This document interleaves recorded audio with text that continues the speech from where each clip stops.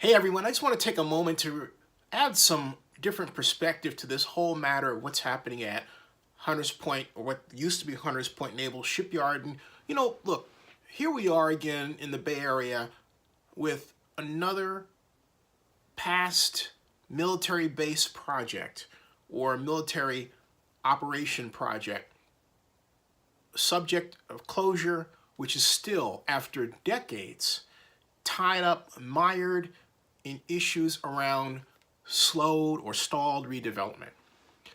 And in this instance, Hunters Point has been slowed by a number of claims, allegations, and mistakes, yes.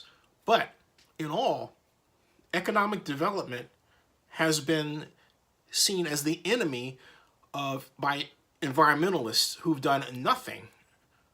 And I'm not criticizing the folks personally, like, for example, Mr. Angel and his Green Action Organization, but I am criticizing the method of not providing an economic alternative. Hunters Point needs jobs and economic activity, period. This has been the case for quite some time. And the environmentalists who are involved claim that there's racism against the African Americans who live there and who've grown up around there, but because of the findings of less than stellar environmental conditions in some cases, which has been found, I might add, in a number of other cases to not be true. So there's been a lot of mistruth on that end. But with that, these folks have not come up and said, well, here's an alternative type of economic development proposal that will work, provide jobs, provide money for the community. And that's been the consistent problem in the majority of these base closure issues and the lack of redevelopment in the aftermath in the San Francisco Bay Area. Doesn't matter if it's Hunters Point or West Oakland or someplace else.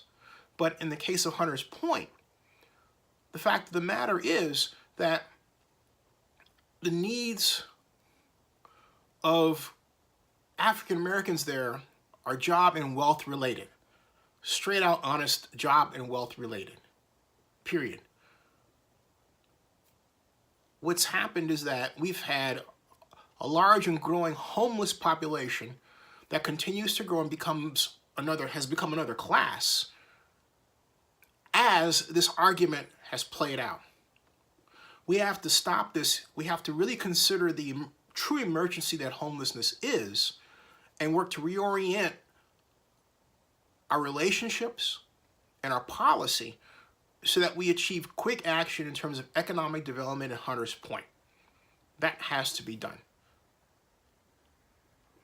The charges that have been leveled against Tetra, when you start to look at them, are in large part not even there. And it's no wonder they've been racking up victories whenever the matters come to court or whenever you've actually looked at reports involving the claims against that organization. So we really have to have a pause here and say, okay, can we stop this going to this side or going to that side, come into a point where we say, let's take action to produce jobs now and move forward. Clean jobs, fine. Whatever a clean job may very well be. But have a plan and the financing to carry out the plan. And please, stop just saying, hey, look, something is going to ruin the environment without having something else to replace that something. That happens all too often. And so it's become a kind of lazy thinking, right? It's easy to say no, but by not saying yes to something else, it means that the people saying no don't even want to put any mental horsepower whatsoever to try to figure out an alternative that gets us to yes, creating jobs. So yeah.